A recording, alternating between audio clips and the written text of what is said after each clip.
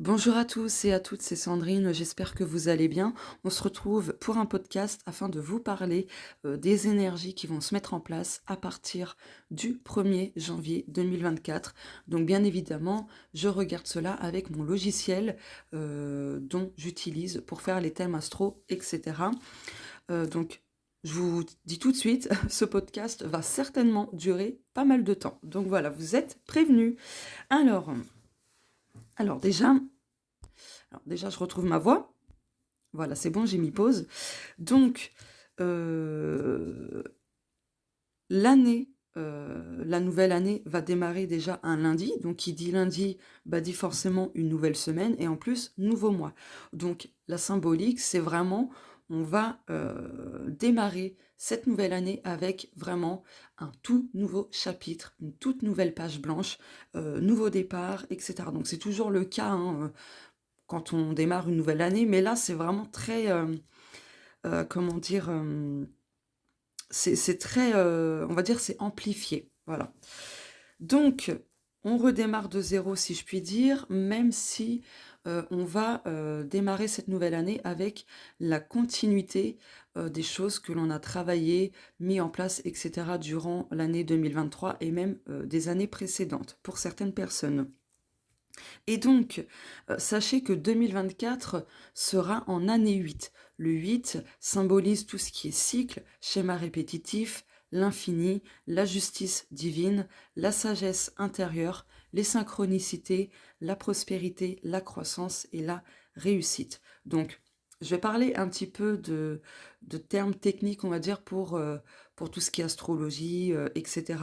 Donc sachez que quand je vais vous parler maison 1, maison 2, maison 3, dites-vous que c'est juste le nom d'une carte, voilà, et que moi je vous interprète tout simplement le nom de chaque carte, même si c'est de l'astrologie. Voilà, c'est juste pour essayer de vous aider à comprendre les choses. Donc l'année 8 touchera la maison 8, et la maison 8 correspond au domaine du changement. Donc ça implique tout ce qui est transformation, métamorphose, destruction, tout ce qui va être évolution nécessaire, etc. Dans tous les cas, on y reviendra après.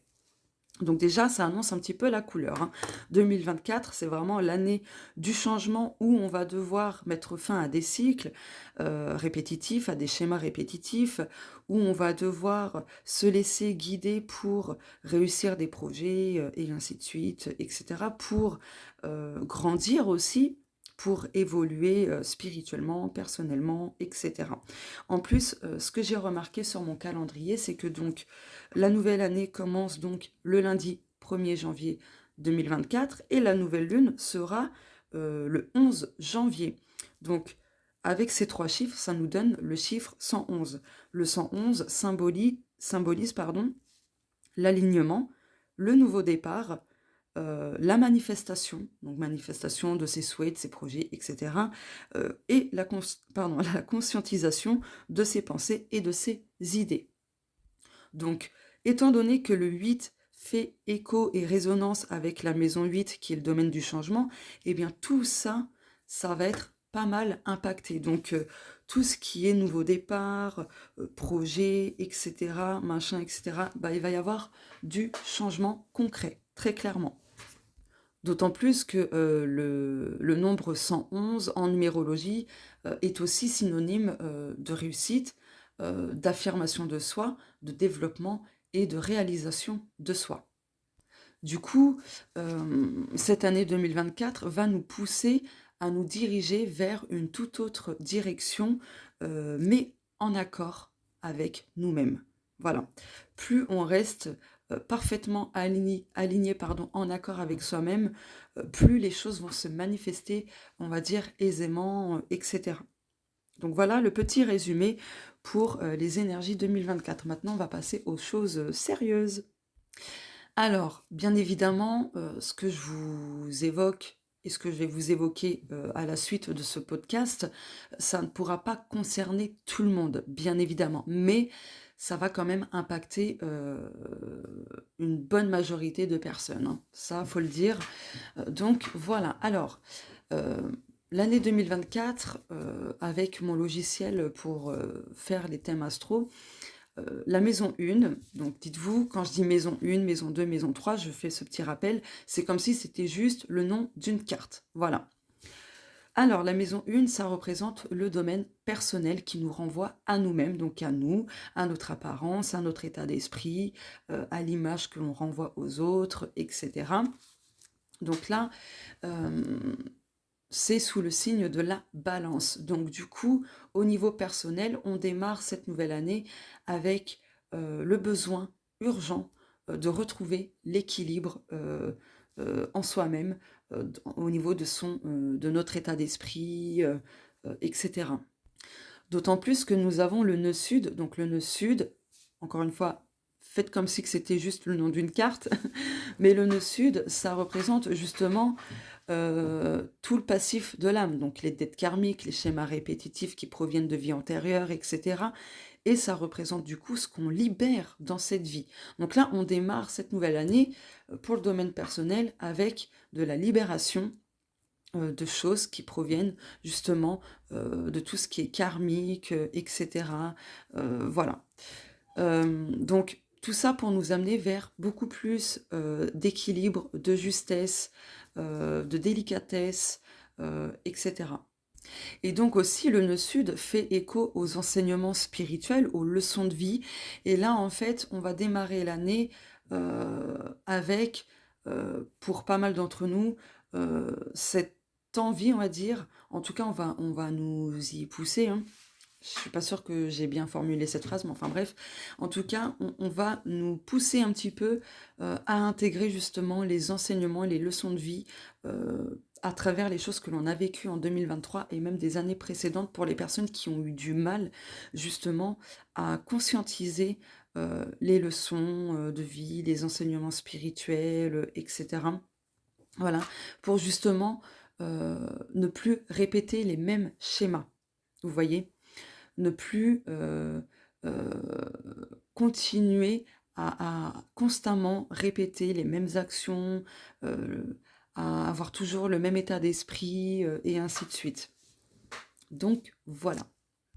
Et du coup, par rapport à notre caractère, notre état d'esprit, etc., il y a beaucoup de personnes qui vont, dès le début de l'année, hein, si je puis dire, travailler sur tout ce qui est indécision, tout ce qui est hésitation. Euh, il y a des personnes qui sont dans la dépendance, que ce soit la dépendance affective ou autre, eh bien, il y a tout ça qui va être travaillé dès le début de l'année.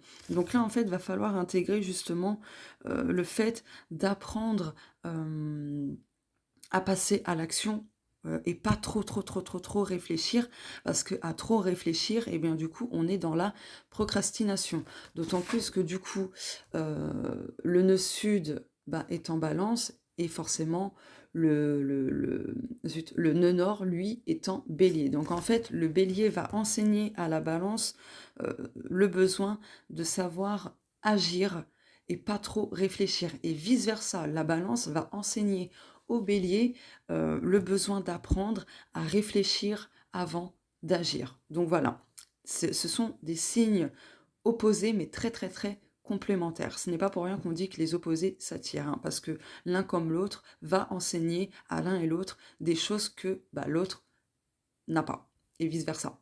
J'espère que je me suis bien exprimée. Donc là, le premier enseignement, c'est aussi ça, c'est d'apprendre à agir rapidement quand c'est nécessaire et d'un autre côté, d'apprendre à réfléchir avant d'agir pour éviter des catastrophes et ce genre de choses, hein. Donc voilà. Surtout que le nœud nord, il se trouve, ok, d'accord, en maison 7, ok. Donc ça c'est rien, de toute façon je vais y revenir après. Mais il faut savoir que le nœud nord, ça représente aussi tout ce qui est défi, challenge, tout ce qui est blocage, mission de l'âme, etc. Et ce qui va nous faire grandir aussi. Donc on aura forcément des situations au niveau personnel, mais qui touchera certainement plusieurs domaines de notre vie, justement pour, pouf, nous pousser à aller en ce sens, à intégrer ce que je vous ai dit juste avant, quoi. Alors bien évidemment, je fais de courts résumés parce que sinon ça va être vraiment très long. Donc voilà, je dis juste l'essentiel. Alors, par rapport à la maison 2, donc la maison 2, ça touche le domaine financier et matériel. Donc ça implique l'argent, tout ce qui est prospérité. Donc voilà, etc. J'ai été coupée, je sais plus trop ce que je disais, mais grosso modo, voilà, ça implique l'argent, la prospérité, euh, tout ce qu'on va incarner, donc ça, l'incarnation sous ses diverses formes, hein, les projets, etc. Bien sûr. Et donc en fait, là, vous avez l'astéroïde euh, Pallas, voilà, qui est dans la maison 2 avec, hop, je regarde tout, Vénus. Donc en fait, là, on va y avoir pas mal de conflits, de luttes. Vous allez devoir affronter des choses sur le plan de la matière et même des finances, à résoudre des problématiques, peut-être des dettes pour certaines personnes.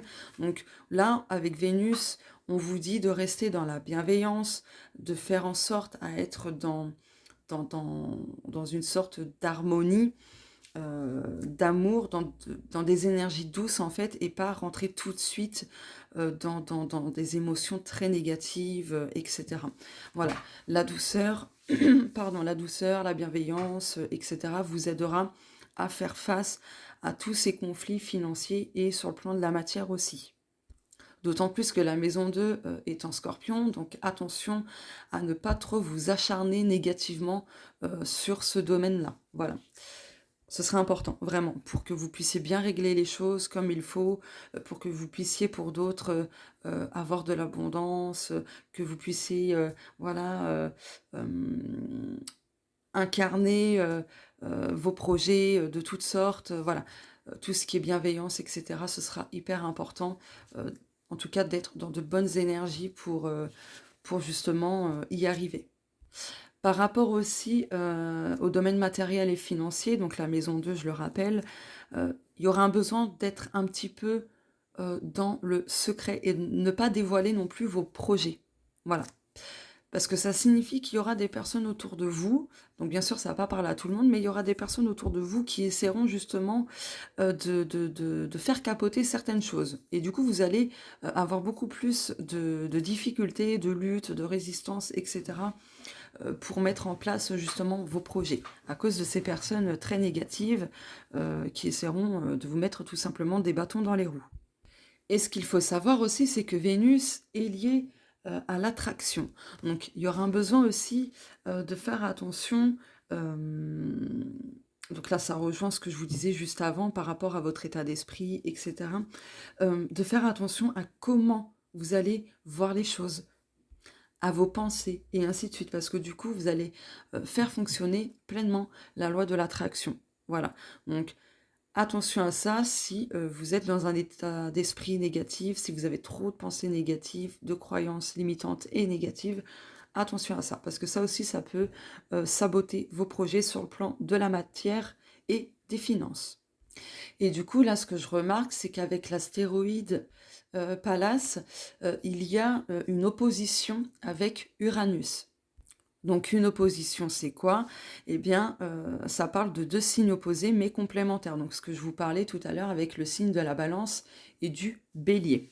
Donc ces deux planètes qui sont en contradiction parce qu'elles cherchent à prendre le dessus sur l'autre. Et du coup, ça va se manifester forcément par un tiraillement, que ce soit au niveau émotionnel, psychologique, etc. Donc voilà.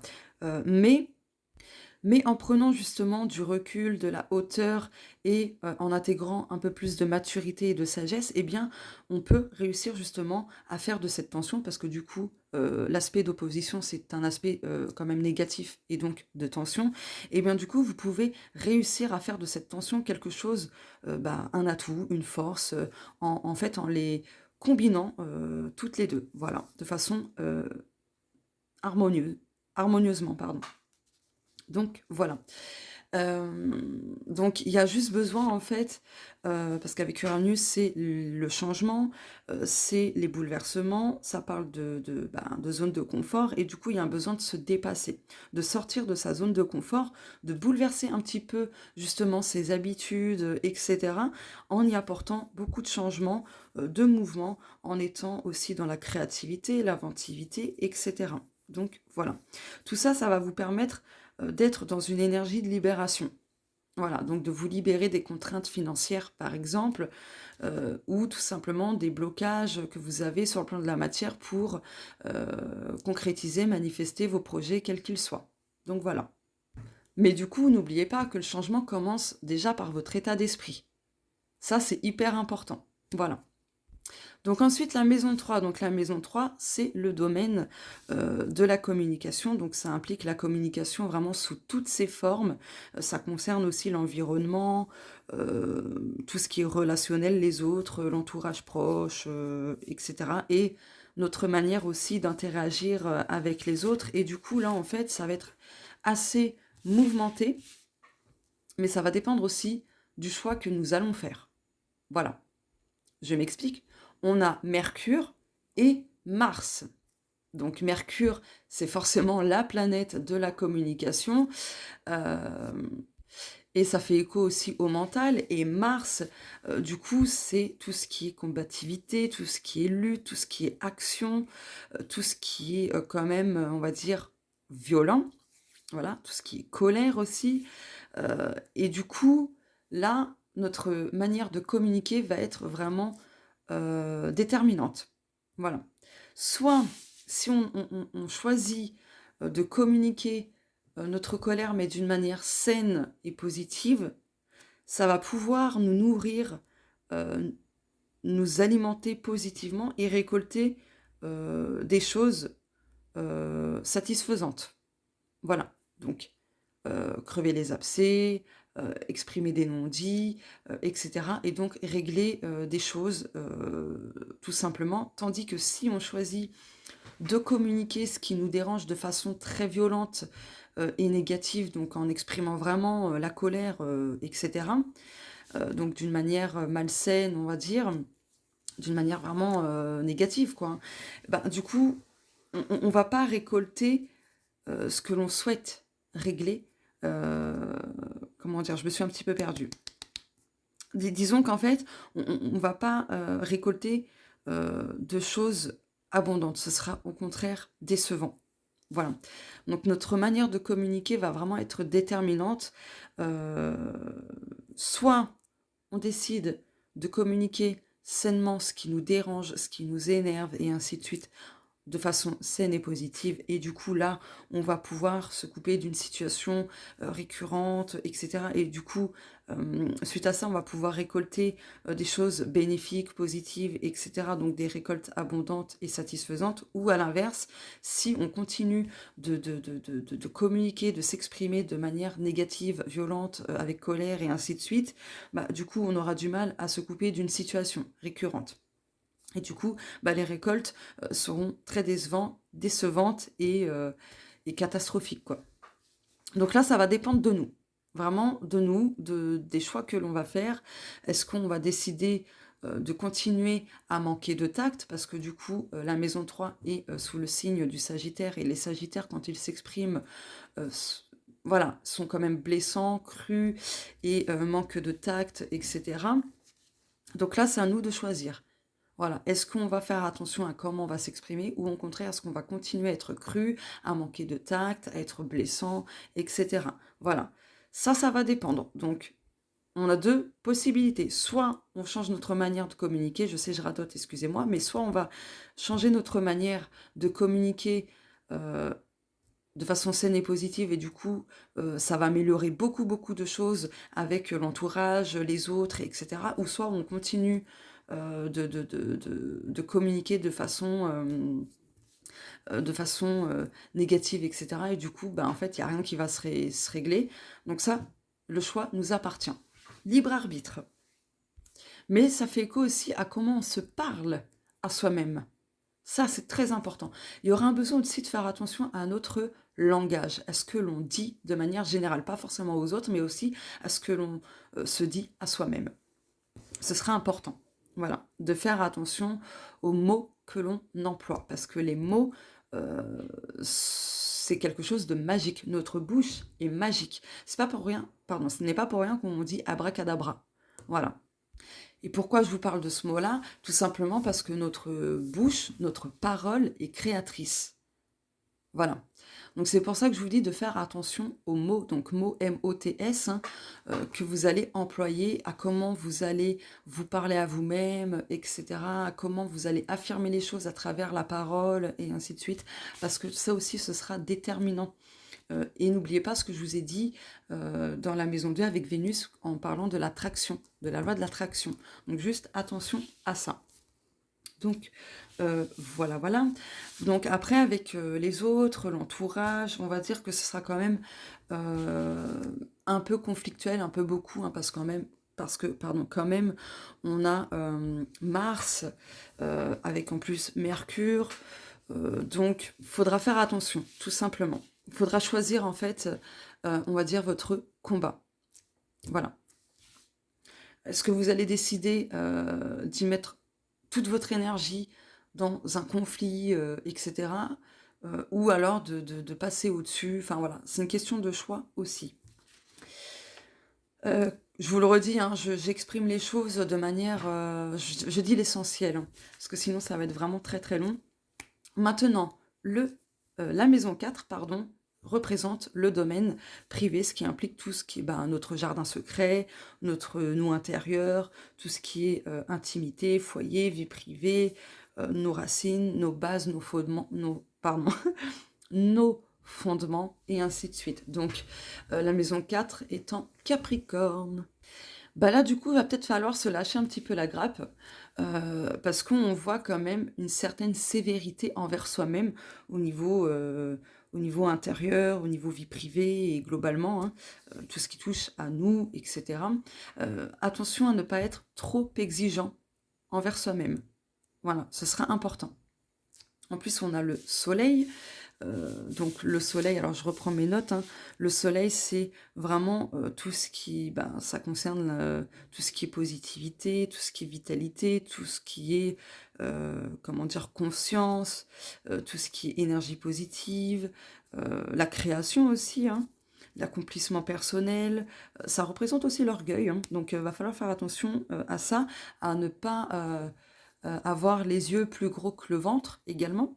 Ça va représenter la confiance en soi, la volonté, notre façon de rayonner. Ça va représenter aussi le point de départ de nos actions. Donc voilà. Donc attention à ne pas agir sur le coup de l'exigence, des responsabilités. Alors bien sûr que si, mais ce que je veux dire c'est justement attention à ne pas être constamment dans le sérieux. Apprenez justement à vous amuser, à vous détendre, etc. Ne pas être trop crispé. En fait, ça revient au message de prendre la vie moins au sérieux. Et du coup, en fait, vous allez avoir besoin de construire les choses avec des bases vraiment solides. Pas des bases bancales où vous les avez construites sur le coup de l'émotion, par exemple. Ce serait important. Parce qu'en fait, à tout moment, ces bases-là, construites sur le coup de l'émotion ou des peurs, etc., à tout moment, ça va s'écrouler. D'où l'importance de revenir à soi, voilà, et de prendre conscience des choses à changer, à améliorer, etc., pour que vous puissiez vraiment repartir sur de nouvelles bases, pour que vous puissiez entamer des actions vraiment solides, concrètes, et pas vraiment instables, et ainsi de suite. J'espère que je suis claire dans ce que j'exprime.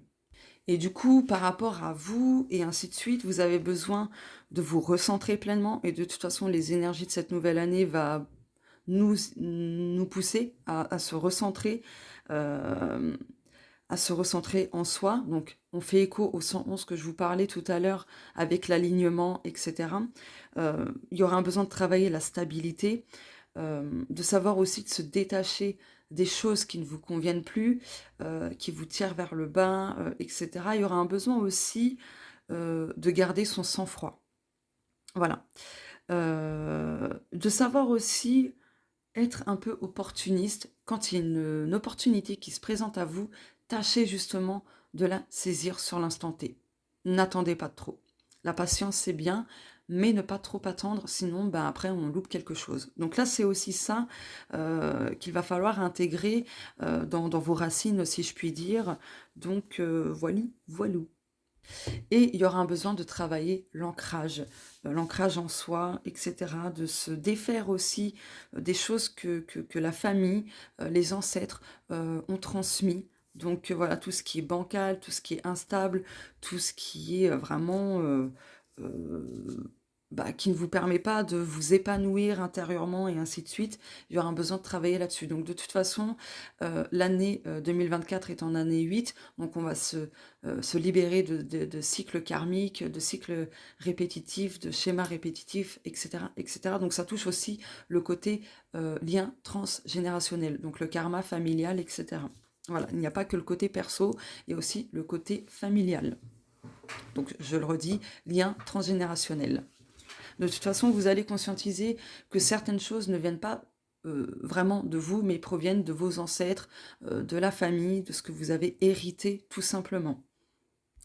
En tout cas, par rapport à vous-même, au travail intérieur que vous faites, le travail que vous faites sur vous-même, hein, vous allez récolter les fruits de ce travail-là. Voilà, peut-être pas tout complètement, mais vous allez récolter une grande partie de ce travail que vous avez fait depuis pas mal de temps sur vous-même. Allez, maintenant, la maison 5 représente le domaine sacré, ce qui implique tout ce qui est enfant, créativité, plaisir, sexualité, projet perso, les besoins perso, les envies perso, etc.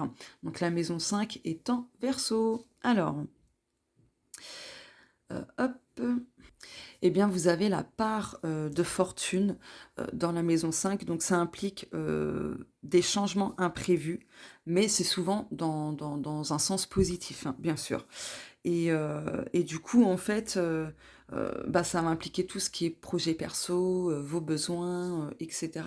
D'ailleurs, hop, j'avais pas tilté, mais hop, vous avez également Saturne, donc il y a un besoin de renoncer à des choses qui ne vous permettent plus justement de vous épanouir euh, de ce côté-là par rapport à vos besoins, par rapport euh, à vos projets, etc. Donc vous avez vraiment besoin d'apporter du concret, de mieux structurer les choses, de vous remettre un petit peu en question aussi, et de vous demander, est-ce que vous comblez vraiment vos besoins? Est-ce que vous êtes vraiment à l'écoute de vos besoins?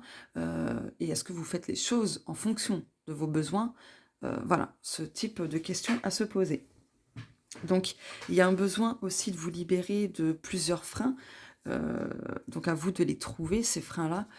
Qu'est-ce qui vous freine dans vos projets perso et ainsi de suite.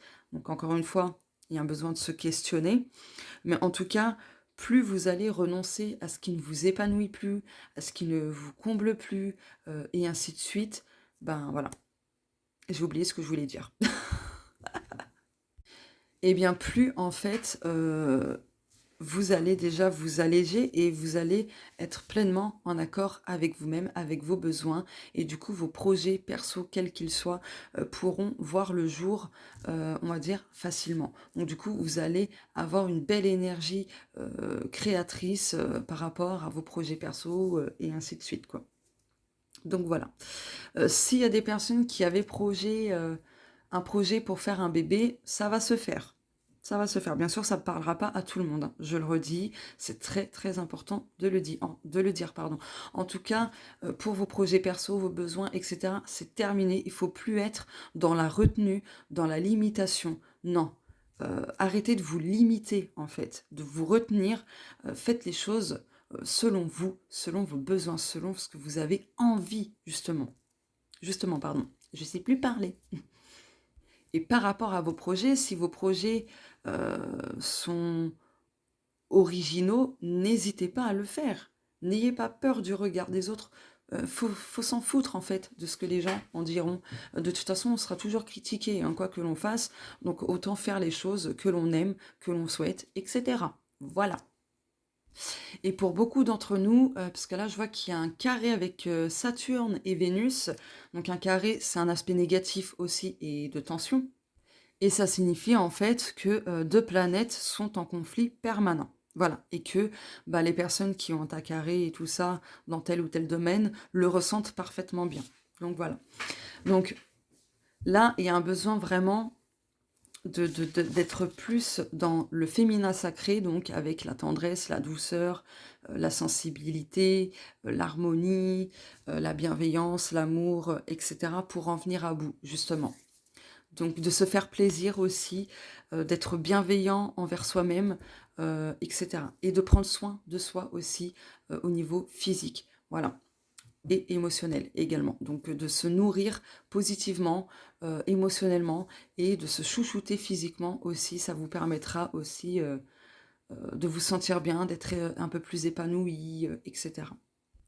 Alors maintenant, la maison 6, ça représente le domaine du quotidien, donc la vie quotidienne, hein, tout simplement. Donc ça implique aussi le bien-être, prendre soin de soi au quotidien, pardon, les obligations, etc. Là, en fait, justement, il y a plusieurs carrés, et en fait, euh, dans la vie quotidienne, vous avez tendance à vous oublier vous-même, à vous sacrifier vous-même pour telle ou telle raison, que ce soit pour le travail, les enfants, les proches, peu importe. Vous adapterez ça selon vous. Donc en fait, vous sacrifiez trop vos besoins, vos désirs perso, et du coup, le corps au quotidien vous le fait savoir. Donc là, il y aura un besoin de changer cela aussi, d'être dévoué à soi-même, d'arrêter de se sacrifier et de s'oublier soi-même, parce que vraiment, ça va causer beaucoup de tort. Voilà. Et du coup, vous allez le ressentir vraiment à l'intérieur de vous, physiquement, émotionnellement, etc.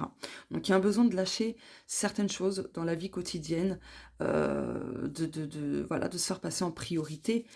Les tâches ménagères, voilà, si jamais vous n'êtes pas bien, etc., ne vous forcez pas. Écoutez votre corps, ce sera important. Ne vous ruinez pas la santé pour quelques petites tâches ménagères. Ça peut attendre le lendemain. Enfin voilà, faut apprendre à s'écouter. Et là, c'est vraiment l'enseignement que vous allez devoir en tirer spirituellement, d'apprendre vraiment à s'écouter, à écouter son corps, ses besoins, etc. De vraiment arrêter de vous sacrifier au quotidien par rapport à des devoirs, des obligations et autres, parce que du coup, ça va vous créer des soucis de toutes sortes, des soucis au niveau du quotidien. Ça peut se manifester par, je sais pas, des dégâts des eaux, des choses qui vous lâchent chez vous, machine à laver, micro-ondes ou autre. Ou la santé tout simplement qui va en prendre un coup, avec beaucoup de fatigue, d'épuisement, de douleurs par-ci, de douleurs par-là, des petits maux, des petites maladies, donc des virus, genre grippe, angine, etc. Tout ça, vraiment, ce sera là pour vous faire comprendre que il y a un besoin de vous lâcher la grappe un petit peu, de prendre soin de vous, de votre bien-être sous toutes ses formes, bien-être physique, émotionnel, etc. Donc voilà.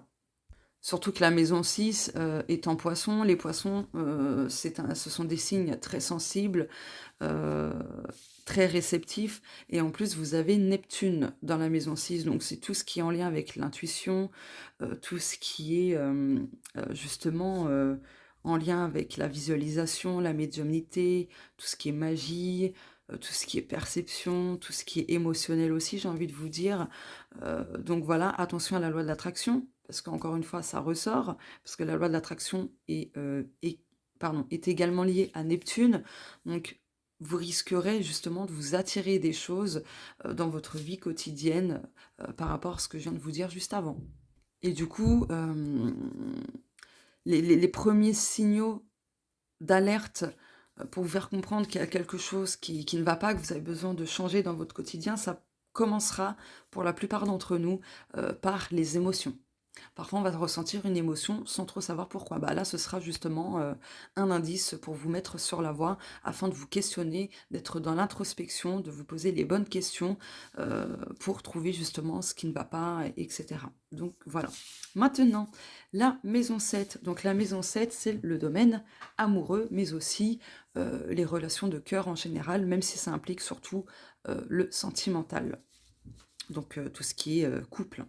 Donc ça implique donc les relations amoureuses, tout ce qui est motif de rupture, de dispute, les contrats d'âme, etc. Donc la maison 7, hop, est un bélier. Et là, en fait, vous avez Chiron. vous avez le nœud nord et vous avez Jupiter. Ça en fait. C'est costaud.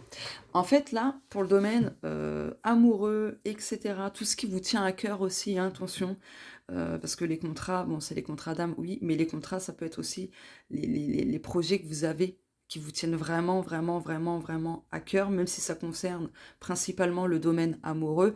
Moi, j'y ai ajouté cela. Voilà. Chiron. Mais qui est-ce donc que Chiron? Bah, sachez que Chiron, c'est le grand guérisseur du zodiaque. Donc, cette année 2024, il va y avoir beaucoup de changements au niveau amoureux, que vous soyez en couple, célibataire, peu importe, adaptez ça à vous. Il va y avoir vraiment beaucoup, beaucoup, beaucoup de choses qui vont être mises en lumière, à refléter vos blessures profondes, vos failles, votre blessure à surmonter dans le domaine amoureux, va ressurgir pardon, vos douleurs présentes ou anciennes dans ce domaine-là, que ça provienne de vie passée ou de cette vie-ci, ou même des deux à la fois, j'ai envie de vous dire. Du coup, il va y avoir des choses qui vont remonter, peut-être des choses du passé en termes de situations qui vont revenir dans votre vie amoureuse, justement pour prendre conscience qu'il y a un besoin de changer beaucoup de choses. Sa façon de réagir, de donner, de s'engager, enfin voilà, pour vous donner quelques exemples, pour vous mettre un petit peu sur la voie. En tout cas, Chiron, hop, je regarde juste un truc. Ouais, Chiron est en trigone avec Cérès. Donc Cérès, c'est l'astéroïde qui représente ce qui nous nourrit, ce qui nous alimente, mais autant ça peut être une récolte, enfin des récoltes abondantes ou des récoltes décevantes. Question de choix, comme je vous l'ai dit tout à l'heure, par rapport à la communication. Bah là, c'est pareil. Et donc, du coup, en fait, le trigone, donc j'y viens, ne vous en faites pas, ça symbolise tout simplement quelque chose de bénéfique, d'accord, de très positif, etc. Ça parle de compatibilité, de bien-être, de facilité, de soutien, d'harmonie. Ça représente l'aspect de chance et de confort, etc. Mais il faudra faire attention à ne pas se laisser aller non plus par rapport à cet aspect-là. Bon, bref. Ce que je voulais vous dire, c'est que du coup, cette année, vous allez guérir beaucoup de choses dans tout ce qui vous tient à cœur et dans votre vie amoureuse en général. Vous allez guérir des choses qui proviennent de vie antérieure, mais vous allez guérir aussi des choses qui proviennent de cette vie-ci. Vous allez réussir parfaitement à surmonter un obstacle très profond, très ancré en vous et qui impacte grandement votre vie amoureuse. De toute façon, avec le nœud nord, ça représente justement les défis, les challenges, ce qui nous fait grandir, etc. Ça représente les blocages, etc. Et du coup, là, en fait, vous allez réussir à surpasser cela.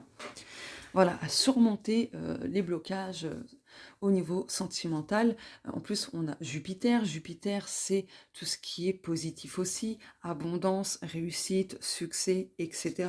C'est les bonnes nouvelles. Ça représente aussi l'amélioration et tout ça, quoi. Donc tout ce que vous avez combattu auparavant, que ce soit année 2023 et les autres années précédentes, vous allez réussir à en venir à bout. Voilà, vous allez réussir à clôturer vraiment un cycle répétitif, chaotique au niveau de votre vie amoureuse et même des choses qui vous tiennent à cœur. Mais bien évidemment, il faut se mettre au travail, il faut se mettre en action. Hein. Faut pas se tourner les pouces, sinon rien ne se fera. Je tiens à le préciser quand même. Hein. Et du coup, là, ça va parler à beaucoup, beaucoup, beaucoup de personnes, mais la première blessure que vous allez devoir affronter, guérir, etc., c'est la difficulté à refaire confiance aux autres quand vous vous engagez dans une relation amoureuse. Et même dans les relations de cœur en général, donc amicales, etc. Donc voilà, ça c'est l'une des premières blessures communes, collectives, que l'on va tous et toutes travailler. Voilà.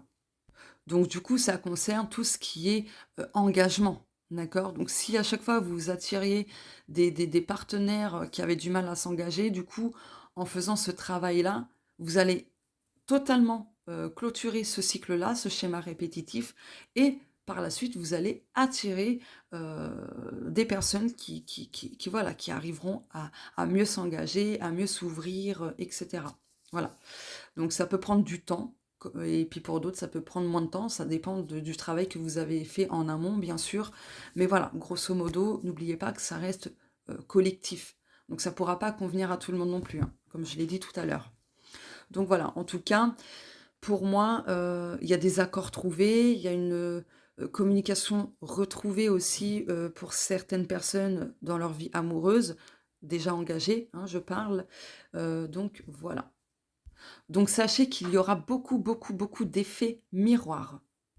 Donc pour les personnes qui ne savent pas ce que c'est que l'effet miroir, dites-vous que quand on voit des choses qui nous plaisent pas, par exemple chez quelqu'un de par son comportement, etc., c'est que ça reflète quelque chose en nous euh, qui fait écho avec ça par rapport à une situation passée, peut-être parce que nous aussi on l'a été ou qu'on l'est, enfin voilà, pour vous exprimer, enfin pour vous expliquer ça de façon un peu grossière, mais en gros, comme on dit, qui se ressemble, ça semble. Voilà, ce n'est pas pour rien. Donc l'effet miroir, ça permet justement de voir les choses à travailler en nous-mêmes. Voilà, s'il y a une personne qui nous reproche, je sais pas, je sais pas, de manquer de tact, peut-être parce que c'est la personne elle-même qui manque de tact, et comme la personne qui reproche cela à l'autre en face, ben, je me suis un peu perdue, merde, c'est compliqué de vous expliquer ça, pourtant je connais très très bien l'effet miroir. Comment vous dire ça? Grosso modo, allez, je vais prendre mon stylo et un verre. Par exemple, le stylo reproche au verre de manquer de tact, d'être blessant, etc. Alors que le verre, comment vous expliquer ça? Ah punaise, j'ai tout en tête, hein. Mais ah punaise, j'arrive pas à vous le sortir. J'ai tout en tête, tout est clair dans ma tête et tout, mais alors pour vous l'exprimer, là c'est une autre histoire. Comment vous dire? Bon, en gros, le stylo va reprocher au verre de manquer de tact, alors que le verre va justement lui faire comprendre à ce stylo que c'est le stylo lui-même qui, de base, n'arrête pas de manquer de tact envers le verre. Vous voyez ou pas ce que je veux dire? J'espère que c'était clair. En grosso modo, c'est ça l'effet miroir. Donc, il y aura beaucoup d'effets miroirs dans les relations de cœur, mais surtout au niveau de la vie amoureuse.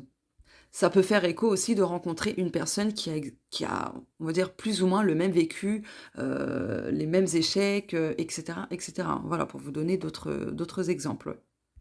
Donc sachez que l'effet miroir, c'est quelque chose, c'est un outil qu'il ne faut pas voir de négatif. Au contraire, ça permet justement de conscientiser des choses et d'accepter des choses. Donc s'il y a des aspects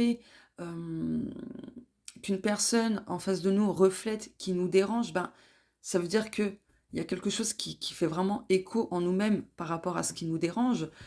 Et du coup, on va avoir besoin d'être dans l'introspection pour chercher, voilà, pourquoi ça nous dérange, pourquoi ci, pourquoi ça, de se demander est-ce que nous, on n'a pas été dans ce cas, est-ce qu'on n'est pas encore dans ce cas, enfin, voilà pour comment dire, vous expliquer un peu en mode brouillon l'effet miroir. Hop, c'est dingue, hein. C'est dingue, hein, parce que l'effet miroir, c'est quelque chose que je connais très bien, que je sais expliquer d'habitude, mais là, je sais pas, c'est c'est un peu la cata. Enfin bref, donc ça va pas mal bouger de ce côté-là. Donc il y a des contrats d'âme qui vont être aussi du coup clôturés. Donc le 8, c'est on boucle une boucle. Et donc là, au niveau amoureux, c'est pareil, on va boucler une boucle. La maison 8, donc, j'y reviens, la maison 8, c'est le domaine du changement, donc ce qui implique les transformations, les métamorphoses, tout ce qui va être destruction, tout ce qui va être évolution nécessaire, donc ça fait écho à toutes sortes de crises, à toutes sortes de finalités, etc. Donc là, hop, la maison 8 est en taureau. Donc là, très clairement, tout ce qui est perte de temps, ça va changer. Vous allez décider de ne plus perdre votre temps pour telle ou telle chose. Vous allez bouleverser les choses, mais je pense que l'univers aussi va vous envoyer des situations, des choses, etc. dans votre vie qui vont venir vous choquer un petit peu, enfin vous choquer, vous donner un électrochoc justement pour vous faire comprendre que là, stop. Il faut dire stop à certaines choses parce que ça va plus. Voilà, il y a un besoin de chambouler des choses dans votre vie, mais on va dire que ce sera un mal pour un très grand bien. Et en fait, du coup aussi, là, ce qui aura besoin de changer, de transformer, de métamorphoser, c'est de stopper justement de cette recherche de sécurité émotionnelle et même financière. Voilà. Ce sera important de transcender les choses de manière positive, de transcender vos angoisses vis-à-vis du monde matériel, financier, etc. Dans toutes ces choses qui vous angoissent, hein, où vous avez des craintes, etc. Et du coup, ce qui a un besoin, enfin, ce qui aura besoin de changer, de transcender, etc., c'est aussi d'apprendre vraiment à lâcher prise. D'accord? Ce sera hyper important. Alors, je sais ce que pardon, je sais ce que vous allez me dire. C'est pas facile, effectivement, mais ce n'est pas impossible.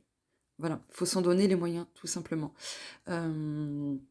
D'autant plus qu'il va y avoir des changements bénéfiques par rapport au fait de dépasser des choses traumatiques.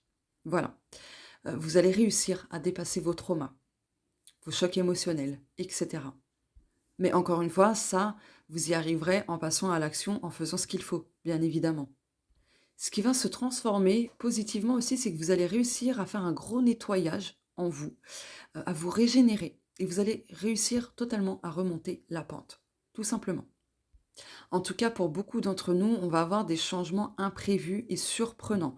Donc, ça peut être vu négativement comme positivement. Ça dépendra de chacun de nous. Et aussi, ce qui est mis en lumière, c'est que vous allez devoir mettre fin, transcender, etc. Pour votre évolution, c'est vraiment nécessaire, mais de transcender votre dépendance émotionnelle, affective, dépendance aux jeux de hasard, en tout cas par rapport à tout ce qui est dépendance, addiction, etc. C'est vraiment quelque chose d'indispensable pour que vous puissiez évoluer positivement et c'est vraiment nécessaire pour votre épanouissement et pour qu'il y ait concrètement du changement dans votre vie parce que du coup ça va impacter plusieurs domaines de votre vie. Donc, que ce soit le perso, les finances, le matériel, le pro, etc. Peu importe, ce sera important en fait, hein. Et dans la maison 8, vous avez aussi le lot de l'esprit. Donc en fait, c'est une indication pour faire des choix. Il y a un besoin de faire des choix, de s'orienter autrement, enfin ailleurs, je veux dire, euh, que ce soit au niveau perso ou autre. Mais en tout cas, il y aura un besoin de faire des choix pour qu'il y ait concrètement du changement, que vous puissiez avoir les changements souhaités aussi. Donc ça, c'est une question de choix, très clairement. Et ça jouera grandement aussi avec votre état d'esprit, votre caractère, comment vous allez réagir, voir les choses, etc., etc. Ensuite, la maison 9, donc d'accord. Sachez que la maison 9 représente le domaine spirituel, donc ça implique forcément tout ce qui est spiritualité, religion, rêve, apprentissage spirituel, tout ce qui est philosophie, intellect, morale, conscience, pensée, réflexion énergétique, âme, univers, sagesse, les guides, les animaux totems aussi, donc voilà. Donc là, vous êtes la maison 9 est en Gémeaux. Donc là, il va y avoir besoin aussi de conscientiser vos angoisses, la source de vos angoisses, du stress, etc. Et d'identifier la source au fait que vous vous sacrifiez tout le temps, que vous ne faites pas de vous une priorité, que vous sacrifiez vos besoins perso, etc. Voilà, ce sera important, vraiment très très important. Et dans tous les cas, l'univers va vous envoyer ce dont vous aurez besoin pour justement libérer tout ça. Donc je regarde en même temps mes notes, tac tac tac. Dites-vous que l'animal totem associé aux Gémeaux, parce que bon bah la maison 9 est en Gémeaux et l'animal totem, en tout cas l'animal guide spirituel, etc., hein, vous l'appelez comme vous voudrez, et ben c'est le cerf. Le cerf qui symbolise tout ce qui est légèreté, régénération, renouveau, indépendance, sagesse, etc. Et en fait, il faut savoir que pardon, le cerf abandonne facilement le contrôle. Vous voyez où je veux en venir. Voilà, donc il y aura un besoin, en tout cas l'univers, tout ce qui est spiritualité va vous l'enseigner, il y aura un besoin justement d'abandonner ce besoin de contrôler les choses. Donc ça nous ramène à ce que je vous disais tout à l'heure, le lâcher prise. Donc voilà, ensuite, la maison 10 représente le domaine professionnel, donc ça implique tout ce qui est action, opportunité, destinée, tout ce qui est ambition, tout ce qui est opportunité, je sais plus si je l'ai dit, accomplissement, objectif pro, et cetera. Donc la maison est vide, mais la maison 10 est en Cancer, donc en fait, il y aura un besoin de se laisser guider par votre instinct, de pas laisser votre inquiétude, en fait, prendre le dessus sur votre intuition. Voilà. De laisser aussi votre imagination faire son travail pour le domaine professionnel.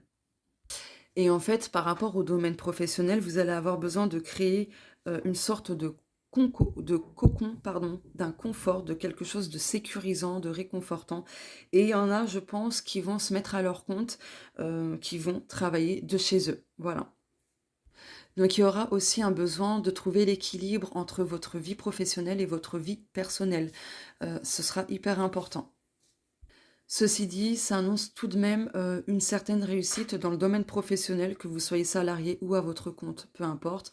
Juste, n'oubliez pas que 2024 est en année 8 et que le 8 touche la maison 8, qui est le domaine du changement. Donc il y aura peut-être, et je pense que ce sera vraiment le cas, mais il y aura un grand besoin d'apporter du changement, beaucoup plus de structuration et autres dans le domaine professionnel pour un épanouissement, pour une réussite, peu importe. Hein. Adaptez ça selon vous.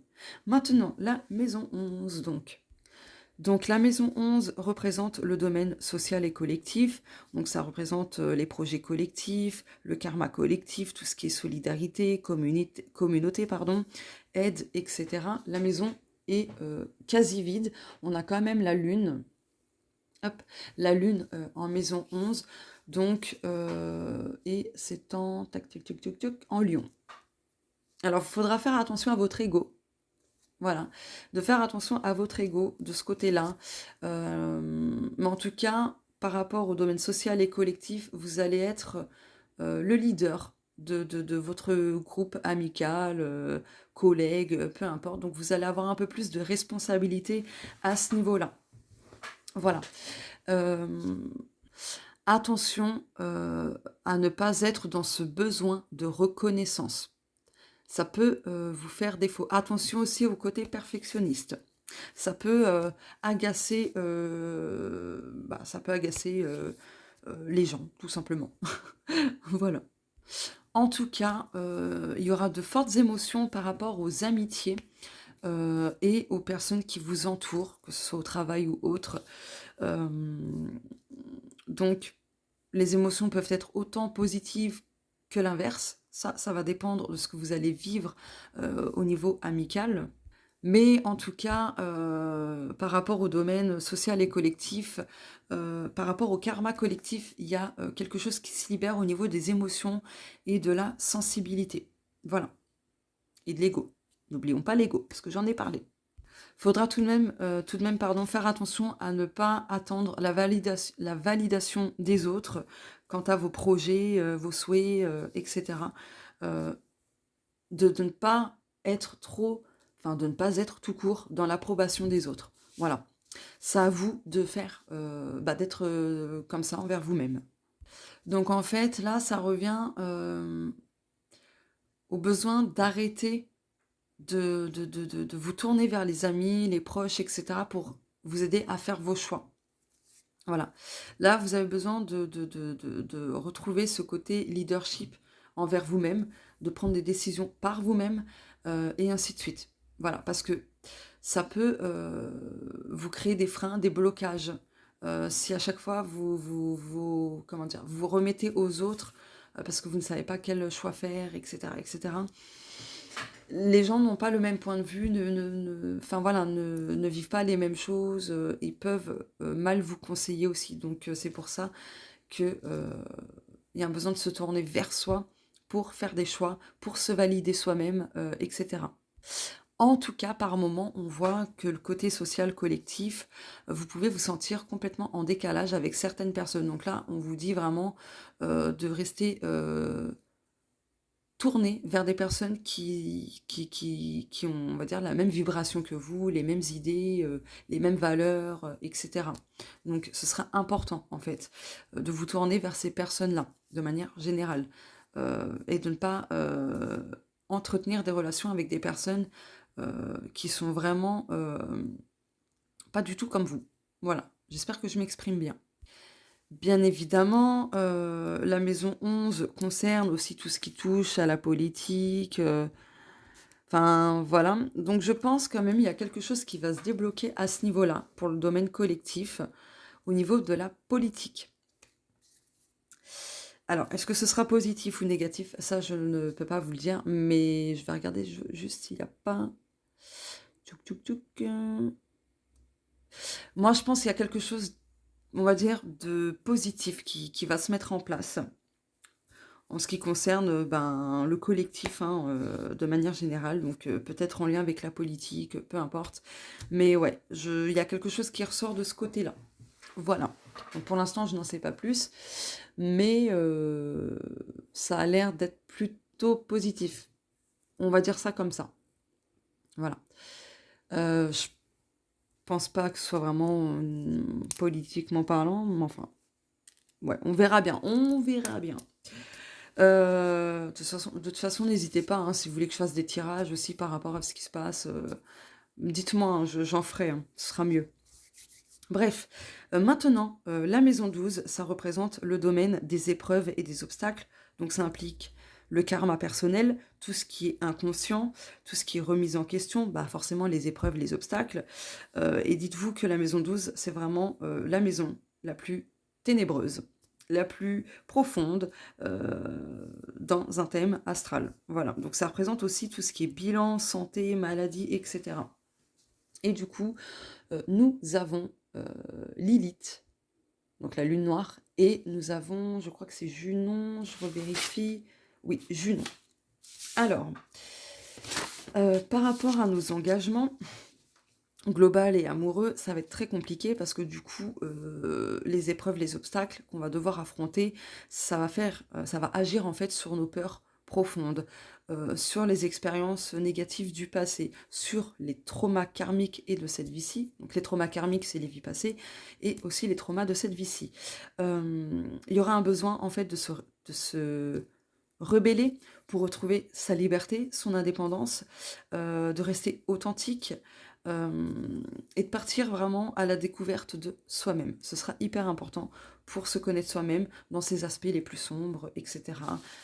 Donc voilà, en tout cas, là, va falloir faire attention aussi à nos comportements, parce que bah, ça va faire écho à l'auto-sabotage. Donc en fait, là, ce qui va se passer, c'est que il y a des choses qui vont, comment dire, se manifester dans notre vie pour justement nous mettre en lumière tous ces comportements destructeurs que l'on a de manière globale.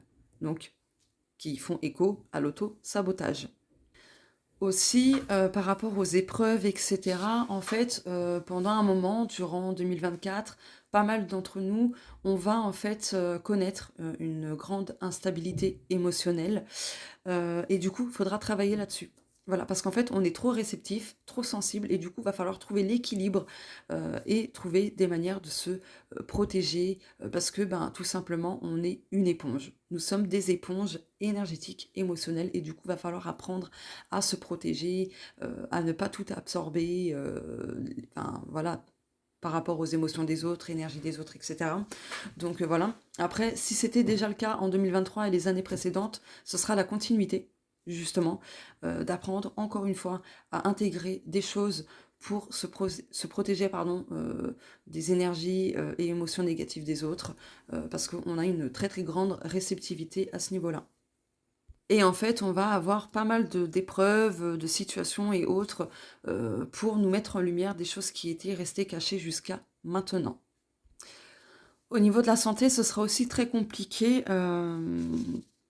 Donc, il faudra faire attention. Bah, ça rejoint ce que je vous disais hein, tout à l'heure dans la maison 6, qui était le domaine du quotidien, où je vous parlais de lâcher vos obligations, d'écouter votre corps, etc.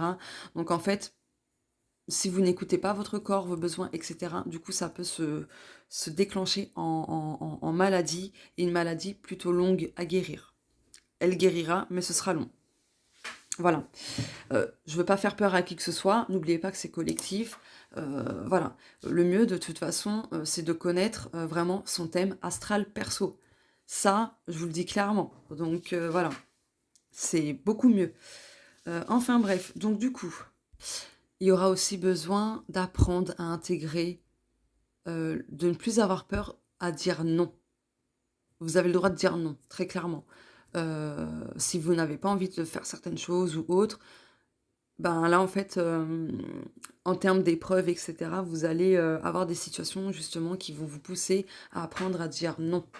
Voilà, à vous faire respecter, et cetera, à arrêter de pour certaines personnes, à vous laisser soumettre, à vous laisser dominer, manipuler, et cetera.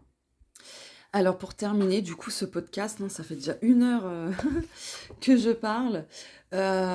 Donc du coup, la nouvelle lune du 11 janvier 2024, pardon, sera en Capricorne. Voilà. Donc le Capricorne, sa planète maîtresse, c'est Saturne. Donc du coup, je peux vous spoiler un petit peu, c'est que au niveau de tout ce qui est responsabilité, exigence, ambition, etc., il va y avoir des choses, comment dire, qui vont, comment dire, en gros, qui vont nous permettre en fait de mieux concrétiser certaines choses, de mieux structurer les choses, d'apporter du changement, tout simplement, grosso modo. Voilà. Donc l'élément du Capricorne, c'est la terre, donc il y aura un besoin vraiment de s'ancrer, de revoir ses bases, etc., quoi. Donc voilà. Je vous ferai peut-être un autre podcast par rapport à la nouvelle lune, pardon, du 11 janvier 2024. Voilà, ou un petit post écrit, je verrai. Mais dites-vous qu'il y a des choses hyper intéressantes par rapport à cette nouvelle lune, vraiment, du 11 janvier. Il y a beaucoup de choses qui vont s'éliminer, se régénérer aussi. Voilà, je vous en dis pas plus. Voilà. Je vous donne un petit avant-goût, c'est tout. Alors j'espère que ça vous aura plu. Alors oui, ça dure très très longtemps, mais voilà, j'ai pas trop le choix en même temps.